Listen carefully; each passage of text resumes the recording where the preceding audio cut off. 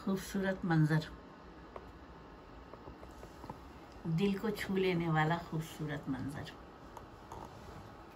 हमारे वतन में क्या नहीं है, हमारा वतन जन्नत है, जन्नत।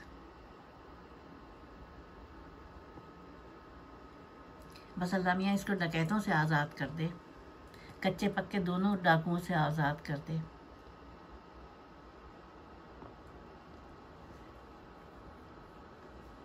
इक़्तिदार के ऐवानों में पक्के के डाकू बैठे हैं माजरत के साथ, जंगलों में कच्चे के डाकू बैठे हैं जो मासूम बच्चों तक को जंजीरों में बांध के दिखाते हैं वालिदैन को, जो तशद्दुद करके दिखाते हैं वालिदैन को कि तावान दो, चाहे वो देने के काबिल हों या ना हों।